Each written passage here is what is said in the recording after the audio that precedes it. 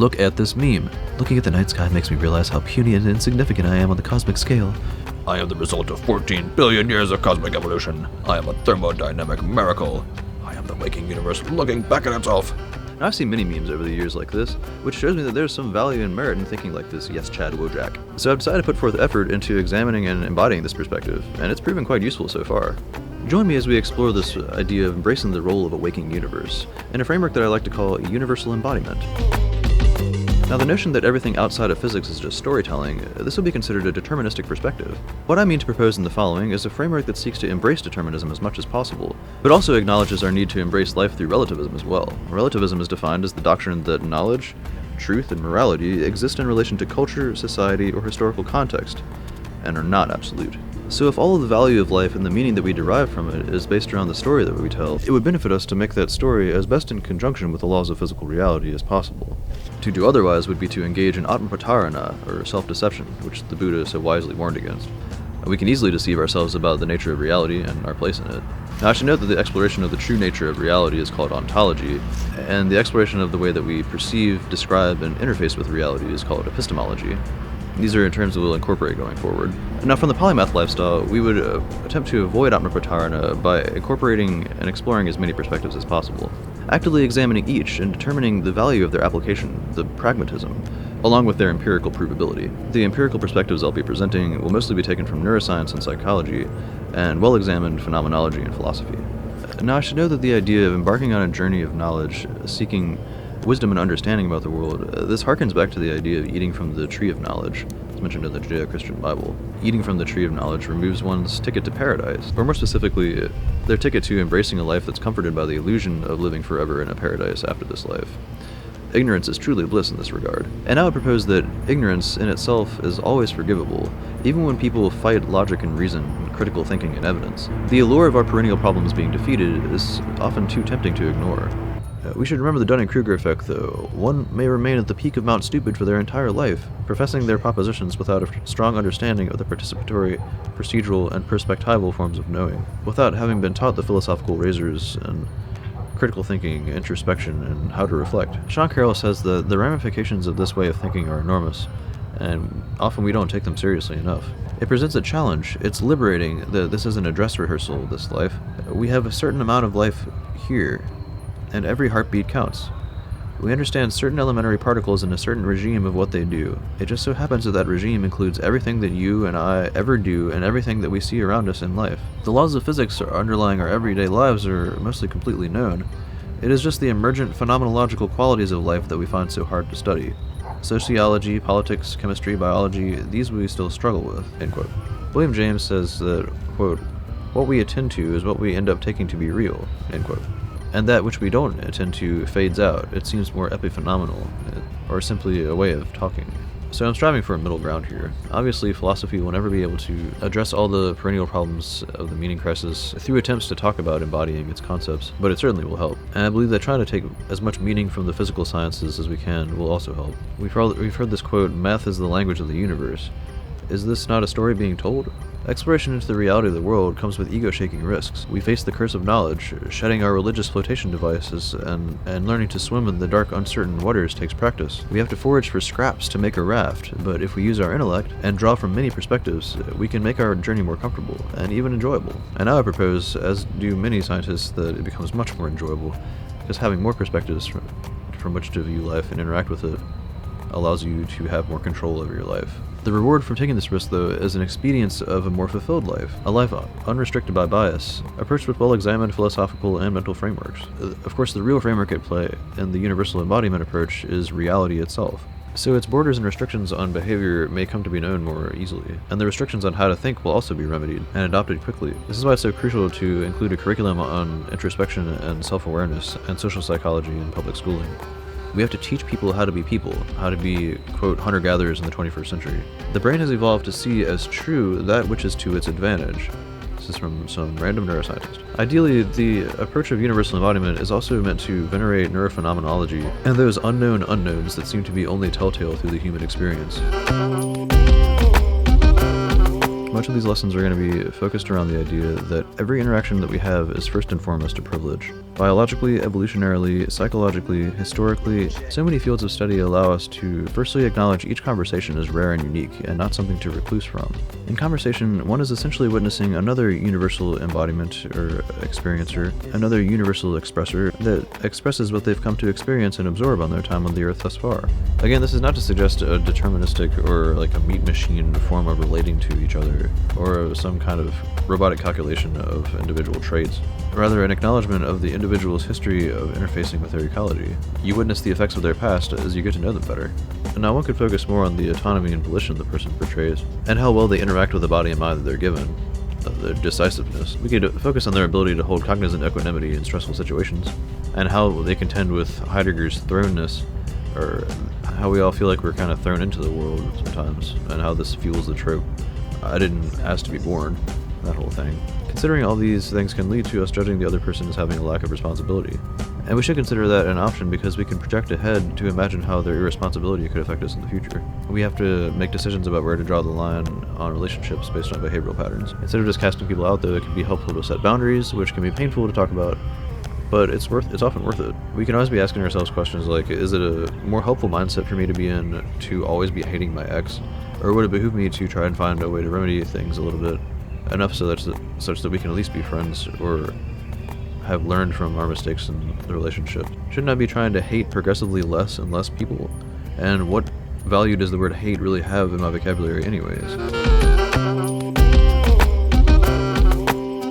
I see the value of the word love, but hate in most instances does nothing for me or for others. I can see the utility in the word good, but the word evil makes my blood boil. I mean, things can be bad, and people can do bad things, but people don't really do evil, or are people evil? I don't think that it behooves me to look at things that way. We can always find sources of suffering in the world, and always looking at those can lead us into states of deep depression and worse.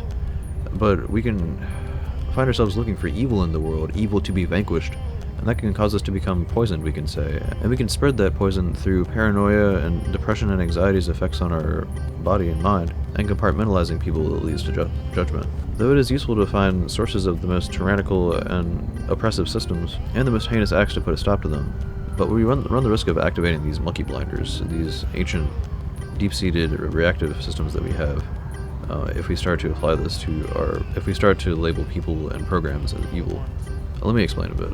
There's an idea that's been passed around that depicts Western culture that centers much of Western childhood upbringing around this hero versus villain mindset. Watch any typical Disney movie or kids show, and there seems to always be a villain to be quashed. SpongeBob and Plankton, Dora and Swiper, Dexter and Mandark. This occurs in combination with many Western religions being focused around this dichotomous paradigm, and some even deliberately incorporating and depicting the word evil as embodied by a devil that constantly interferes with our lives and our decisions. And we can see how far people can take this, or rather how deeply these paradigms affect people's perspectives and life narratives. When we hear people say, he has the devil inside him, when someone does something bad, or something like, quote, they're just a bad person. Remember, this is how people used to speak. These tribal survival instincts that cause us to other people had us excommunicating people for having mental disorders and thinking that a seizure was representative of demonic possession. We haven't just suddenly evolved past this kind of thinking. Our tribal and survival roots still run deep. We just have better societies thanks to the progress of science and unregulated philosophy, showing us the errors in our thinking. We say things like, quote, they just suck in general, or he's just an asshole. And of course I'm going to suggest that we default to these reactions because of combinatorial explosion and our compartmentalization or labeling default. This is also known as proximate determinism. It's usually easier to throw people in a box and think of ourselves as better than them than take the energy and time to think deeply about their past. We also have what's called negativity bias, which causes us to zero in on people's faults versus their achievements, which is kind of reminiscent of schadenfreude versus compersion. We can receive 9 compliments on our outfit, but that 10th snarky remark always seems to stick in our memories, and we'll end up ruminating on a response to that later, sometimes for days, and this I would propose is coming from a state of vengeful retribution, or this vengeance mindset, which we want to avoid. These are the natural, biological, psychological monkey blinders that societies have learned to contend with. Unfortunately, in many Western societies, that contention has come in the form of compartmentalizing people like this, and putting them into categories, and groups and subgroups. Of course, this happens at some level in all cultures. Compartmentalization is necessary, as we talked about before, but in many Eastern cultures, emphasis is put on teaching children at one-ment, or atonement, this idea of the being mode versus the having mode, and achieving inner peace. Because we know all this is going on, of course I'm going to say we should be patient and kind with each other, etc. It is always a privilege to witness another complex organism doing its thing, acting within its bioecological affecting factors. And of course it is. Some of our most complex and humbling experiences happen through human interaction. All of this is going on to one degree or another during every interaction. Not to mention the hundreds of predictions and processings of microexpression and body language. And because we are more informed about how complex people are, and how we know how this good versus evil and hero versus villain paradigm can affect our judgment, we can be more forgiving and patient and ultimately grateful for every interaction. We are all different versions of the universe trying to experience itself and express itself, and it is only able to do so based on what it has learned, what it is exposed to, and has the genetic capacity to integrate and improve upon. And yes, that capacity varies. Additionally, we are our own personal universes. We are universes to ourselves, and we are the gods of a microcosmic universe. Also additionally, quantum physics tells us that with every action we take, we could potentially be splitting off into multiple universes. And there's an alternate version of you that exists in some universe that is a billionaire, and one that is ravished by disease. But most universes are not habitable for life, and a rare few host much more complex life than ours. And for this we should be grateful. And yes, this implies there is a Star Wars universe, but I digress. Our lives are incredibly rare. Recall that it's a 1 in 10 to the 45,000th power that you exist at all, if we don't take the quantum splitting universe perspective. And even if you do, there's still only one version of you, and that is indeed special. Even if you take free will and the concept of self completely out of the picture, there's still only one version of this many causal patterns coming together, converging on you, and expressing themselves through you, being filtered through your human personality machine. We must embody this notion that I am a universe encompassing a human shell. This is the avatar that I have to work with, and it is a powerful one. This mind stretches farther than even itself can grasp, even with a lifetime of dedicated introspection. I recognize my human genetic proclivities and my limited scope of perception with these primitive senses, yet I am capable of so much. I am here for a flash of time, so I will shine bright. I am a splash in the infinite cosmos, so let me make waves that perpetuate beyond my time. Quote, their lives were justified as a part of a duty to mankind, to cosmic life. This is the way that traditional Christians looked at their mission to Earth. End quote. I don't know who said that.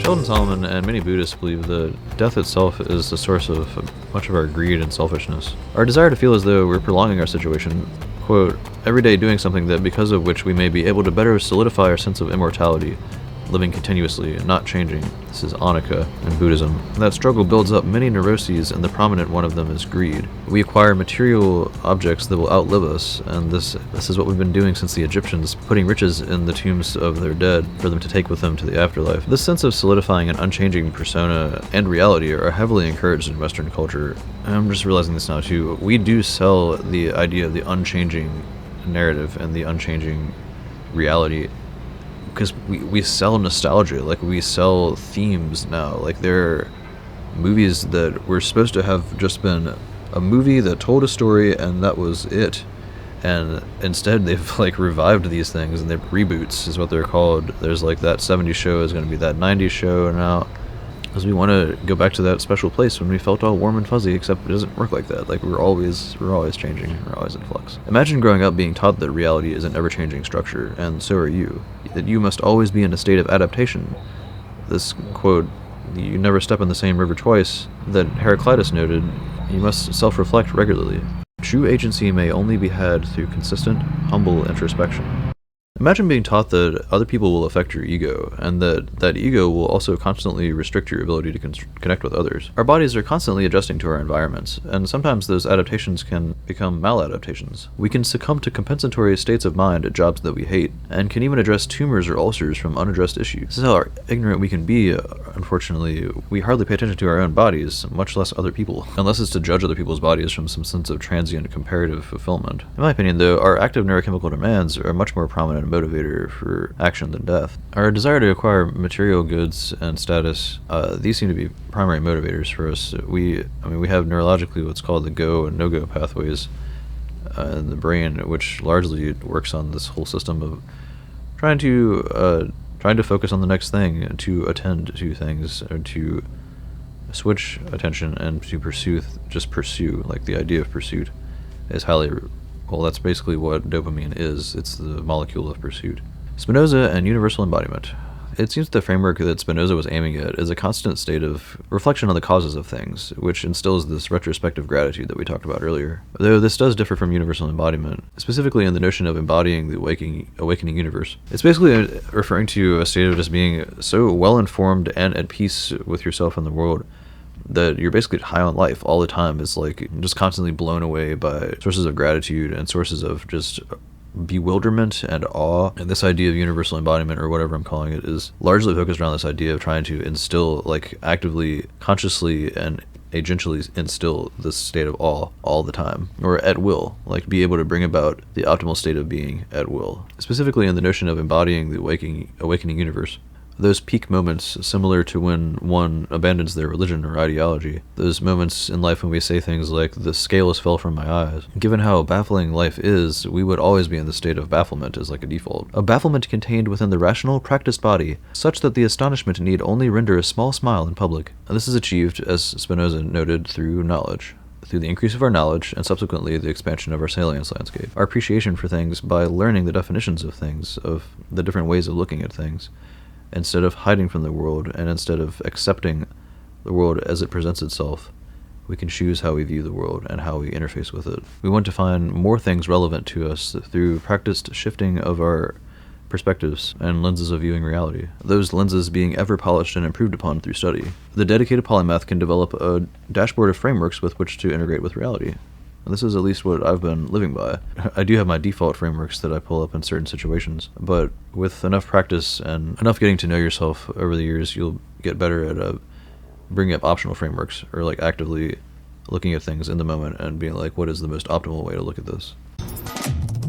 Viewers can access the Polymath Park Patreon here. Programs like this exist solely by donation, so feel free to contribute whatever you feel this video is worthy. Anything's appreciated.